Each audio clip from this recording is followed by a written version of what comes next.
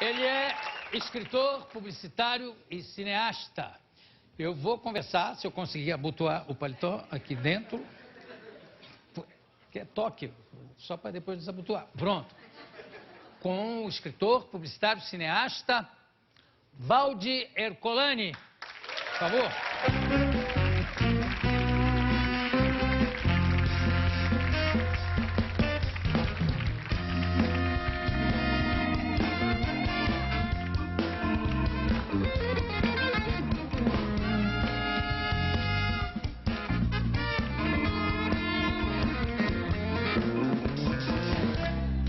Você trabalha com mármore também?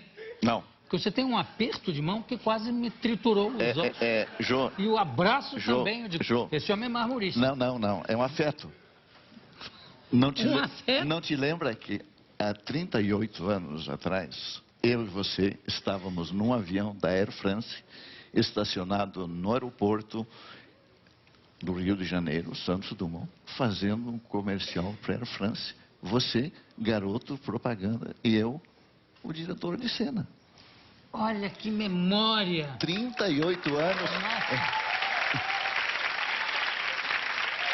Então, esse aperto que você deu na minha mão foi de vingança. Não, a vingança. Não. Foi um comercial que eu fiz para a França. Jô. Me lembro nitidamente, lembro de você, inclusive. Jô, Você era mais baixinho ou não? Olha, foi o comercial mais rápido que eu fiz na minha vida. 3 take e usando o jargão cinematográfico, estava na lata. Olha. O ator era top de linha. Puxa, muito obrigado. Posso tomar um gole do teu Prosecco? Pode. Eu não sei o que tem aí, se é água. Você quer processo? Quer um champanhe? Você quer? Não, essa tá ótima, essa aqui. O que tem ali, Alex? Água, senhor Jô. Ah, é água. É um pró-úmido. Entendeu? Prosecco, pró. Bem, enfim. Jô, então, hoje, 38 anos depois, eu Você lembra que roupa eu tava? Não. Eu tava com terno preto, com riscas tom sur tom. Ah. Coisa de viado, lembrar de um detalhe desse? Agora, eu lembro que você era um pouco mais baixo, não sei. Ou era eu que era mais magro? Eu acho que era você que era mais magro. Eu tava numa época muito magro até. Muito mesmo. Pois é, dito isso, acho que não temos mais nada a conversar. Vamos direto aqui ao assunto do livro. Nossa, quase que eu derrubo aqui. Inocêncio e o início da jornada. É Valdi ou Valdi? É Valdi. Valdi, porque quando eu estava nos Estados Unidos, eles não conseguiam pronunciar Valdi, né? Valdi, how are you? I'm fine. E não, Valdi, então ficou Valdi. Ficou Valdi. Ilustrações da Ana Luísa Bellucci. Isso. E pela editora Selene. Você ficou quanto tempo nos Estados Unidos? 8 meses. Em 8 meses você já mudou a acentuação do nome? Totalmente. Para não virar... Porque senão, como é que falavam? Valdi. Valdi. E você gostou, ficou Valdi. O Valdi ficou porque toda vez que eu dizia Valdi, escreviam ou com Y, né, ou com W, então Valdi. Então. Você sabe que nós tivemos aqui um escritor de peças teatrais, que foi casado com a Heloísa Helena, que chamava Paulo Magalhães. E era uma figura muito animada, muito alegre, e morou nos Estados Unidos muito tempo. Ele escreveu a peça O Imperador Galante, foi feito pela Heloísa Helena e pelo... não me lembro agora, mas foi pelo Odilon. E aí ele morou nos Estados Unidos, e Magalhães lá era incrível, ninguém Magalhães. Aí ele pegou um mapa mundi, olhou, Estreito de Magalhães, estava lá, Magellan Strait. Aí ele passou a se assinar Paul Magellan, ficou Magellan, aí ninguém errava o nome dele. Não, e o meu apelido lá era Vel, porque eles tinham dificuldade de pronunciar Valdi, né? Até Valdi eles tinham dificuldade? Vel. Vel. Podia ser também Vivaldi. Podia? Esse livro trata exatamente de quê? Esse livro é o início da jornada do Inocêncio, Ju. Ele tem como pano de fundo... Quem é o Inocêncio, João? Ele pergunta. Está aqui na tua frente. Ah! Aqui, você está entrevistando ele. Mas Inocêncio é um nome de ficção, né? Ou não? Não. É um nome de ficção. Mas deixa eu te contar um pouquinho. Vamos fazer um flashback. Tudo. Eu nasci numa comunidade de pequenos lavradores. Hoje é Nova Esperança do Sul. Mas em 30... Que é no Rio Grande do Sul. Mas em 39, quando eu nasci, não existia no mapa do Rio Grande do Sul. E como é que você conseguiu nascer? Essa é a pergunta que eu me faço até hoje, João. Quer dizer, você nasceu num lugar que não existia. Exatamente. Por isso que você é tão jovem. Não. Eu sou jovem porque eu tenho um segredo para te contar. Qual é? Eu pratico sax e sexo.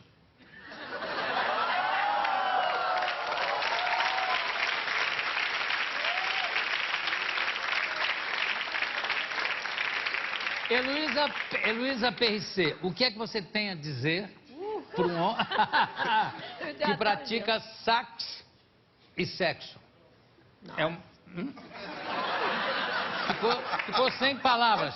Mas a mulher dele está aqui na plateia. Do meu lado aqui, eu não posso nem falar muito, porque... Não, sax e sexo, eu tentei concatenar as duas, botar as duas coisas juntas, mas não... Você podia perguntar para a esposa do nosso querido Valdi, se ele pratica sexo tocando sax. Um pouco complicado, né, Ju? Não, depende se é um sax alto, que é fácil de manusear, não. Não, mas o importante é que ele é um homem que cativa, porque ele toca sax e leva ao sexo. Muito bom.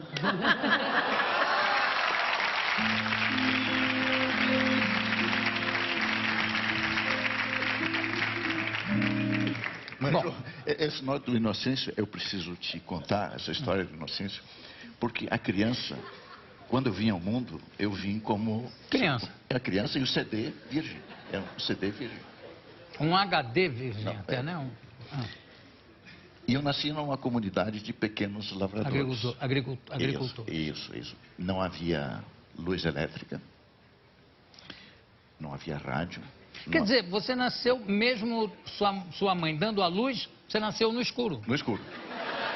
Não havia iPad, não havia iPod, mas tinha muito iPin. Tinha muito iPin, iPod, não tinha iPod, tinha iPin. E tinha, com todo respeito, tinha iPod. Senão não nascia ninguém. Não foi tão engraçado assim. Mas aí você nasceu lá e... Eu não conhecia o mal, porque não havia o dinheiro como instrumento de troca e não havia corrupção. Porque é evidente que se um agricultor quisesse corromper um agente público, ele teria que oferecer uma ovelha ou uma vaca. Dava para fazer. Mas não dava para guardar nas cuecas. A minha mão vai ficar roxinha, mas não faz mal. Fala, não dava para guardar, esconder na cueca. E os paraísos fiscais, mandar uma manada para lá era impossível também, uma manada de bois. Então, o Inocêncio, até os 7 anos, não conheceu o mal. E vai para o mundo levando... Era um Candide do Voltaire, né? Um Cândido, ingênuo. Sim. Naif. Né? Naif. Bom, aí com que idade o Inocêncio perde a inocência? Bom, ele sai, aos 7 anos, ele vai morar numa cidade de pequeno porte, que é São Borja. Ah, você morou em São Borja ou só a personagem? Não, morei em São Borja. E aí? Bom, aos 7 anos, o meu daimon, o meu anjo da guarda, aquele guia lá, me fez descobrir o cinema. E eu trabalhei como operador cinematográfico durante 3 anos, dos 11 aos 14 anos, em São Borja. Mas operador cinematográfico exibindo filmes no cinema, rodando... Isso. Ainda na época do carvão, né? Do carvão. O Joaquim Macedo, ele tinha um cinema em São Borja e eu era o seu empregado. Era seu pai? Não, não, ele era meu patrão. O pai do Luiz Macedo. Ah, o pai do Luiz Macedo? O pai do Luiz Macedo. Tinha um cinema em São Borja. E o seu Joaquim Macedo me convidou para morar com eles em Porto Alegre. O Joaquim Macedo era pai do Luiz Macedo. Do Luiz Macedo. E era casado com a Fida Macedo Goulart, que era irmã do João Goulart.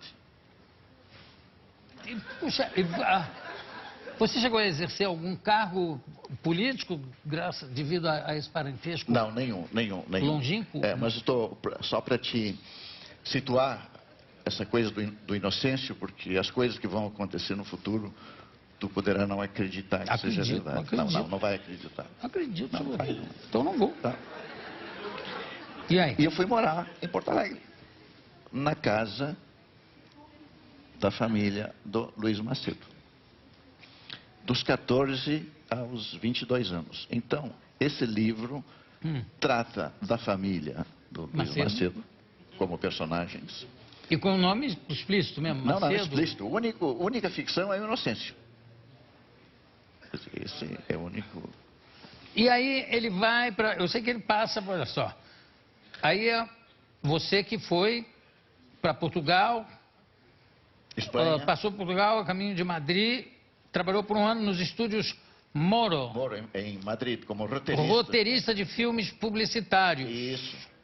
Em 68, você foi para Londres estudar cinema no London School of Film Technique. É isso? Isso. Em 69, foi para Paris. Você viajou muito. E porque se não me falha a memória, esse comercial que você citou foi feito em 71 72. ou 72. E foi o primeiro comercial com som direto. É mesmo? Você não foi dublado, João. Era tua voz. Eu sei que não foi dublado. Eu sei. Bom, e aí, então, agora tem agradecimentos aqui, olha, Luiz Macedo, enfim, uma porção de gente e tal. Você quanto tempo levou escrevendo esse livro? Esse livro é o terceiro de uma saga. Tem o primeiro, que é Inocêncio e a Criança Divina, que é a relação do avô e o neto. Porque o avô é o grande guru do Inocêncio, né? É o sábio que prepara para a jornada da vida. E o segundo livro? O segundo é o Despertar do Inocêncio, quando ele começa a perceber que a teoria na prática é outra. Que ele não é tão inocente quanto... o mundo não é tão inocente quanto ele gostaria. O Inocêncio verga, mas não quebra. Mas ele segue a sua trajetória. E aqui tem... o avô Pietro ensinava que a natureza não nos prende a nenhum vício. É verdade isso? Com certeza. O Inocêncio daqui, claro, é uma inspiração, é inspirado na sua própria experiência de vida, Valdi? O Inocêncio, ele é um personagem inspirado no inocente. Inocentes são os nossos filhos quando vêm ao mundo. E eles são puros. E o inocente é o primeiro guia interior da jornada do herói mitológico. Olha, quanto tempo para escrever esse livro especificamente? Esses 2 anos e meio. E os dois primeiros também? O primeiro, 5 anos. Olha só, aqui tem trechos assim de verdade, né? Empastelaram o Estado do Rio Grande, porta-voz do Partido Libertador, e nem o jornal comunista Tribuna escapou do quebra-quebra. Bem, isso em que época é? Isso foi na época do suicídio do Getúlio Vargas. Porque o livro tem como pano de fundo os anos 50. A época da Guerra Fria, a expansão americana. Eu adoro misturar ficção com realidade, que me parece o que acontece aqui também, ou não? Sim. Eu assisti o funeral em São Borja, do Getúlio. Quem levou você? Eu fui de trem. Sozinho? Sozinho, 25 horas. Só para conferir se o Getúlio tinha morrido mesmo? Não, 2 coisas, João. Uma homenagem? O que foi essa viagem? Eu precisava rever os meus pais, porque... Eles estavam aonde? Em São Borja. Aí você estava Em Porto Alegre. Em e Porto foi lá. Alegre, eu fui adotado pela família Macedo. Então, Adotado não legalmente, adotado como sim, fui um convidado. como um filho. O Luiz Macedo Bonito. é o meu Seu irmão. É meu irmão. E o Luiz Macedo tem duas pessoas muito importantes na minha vida, João. Uma foi o meu avô, no primeiro livro, e a segunda foi o Luiz Macedo. O Macedo, meu queridíssimo amigo, Macedo, que me indicou essa entrevista. Macedo, muito obrigado, aliás. E tem um detalhe que eu queria muito que você contasse sobre aprender a falar inglês. Como é que foi essa história? Você já trabalhava? Não, eu tinha uma formação gráfica já, eu era diretor de arte em Porto Alegre. Da MPM? Não era da MPM ainda, a MPM ainda não estava ainda em preparação, em formação. Surgiu uma escola de inglês em Porto Alegre e eu achei que eu queria aprender a falar inglês, que era o idioma do Roy Rogers, do Gene Autry e o Hopalong Cassidy, meus heróis favoritos. Então eu queria falar o idioma deles. E me inscrevi nessa escola e como eu havia trabalhado no cinema, o ouvido ficou afinadíssimo porque tinha um alto-falante na cabine o tempo todo. Era um audiovisual, na realidade, os filmes naquele tempo. Exatamente. E aí? Em 6 meses, a escola me convidou para ser professor.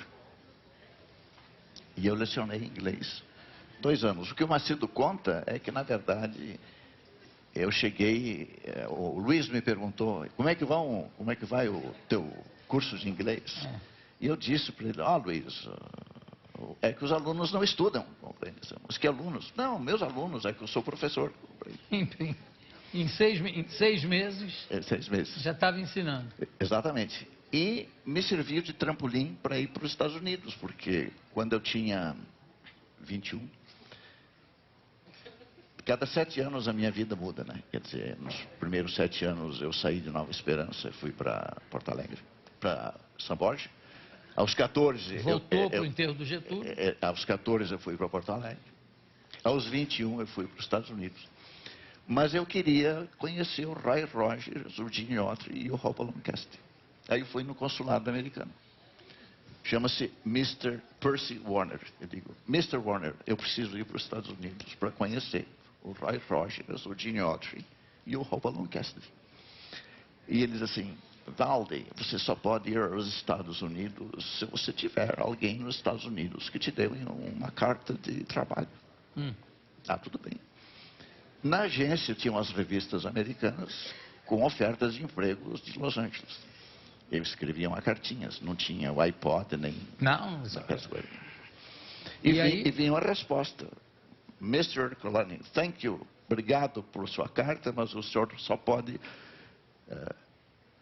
receber um emprego se tiver um visto de permanência. Então, o cônsul não me deixava ir e o outro não. Quer dizer, ficou uma coisa lá, outra cá. Agora, Valdir, eu queria que a gente terminasse o nosso papo com você tocando saxofone.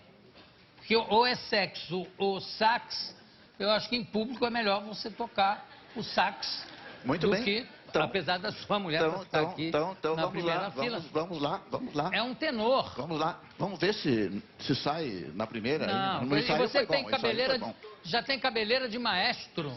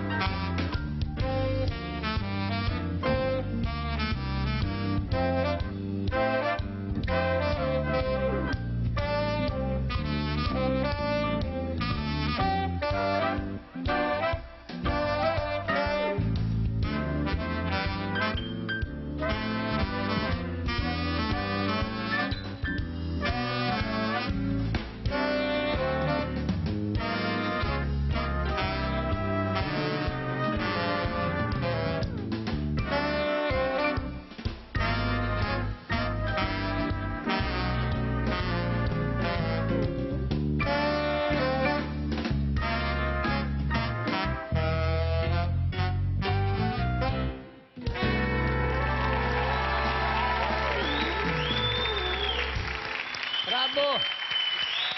Valdi Ercolani.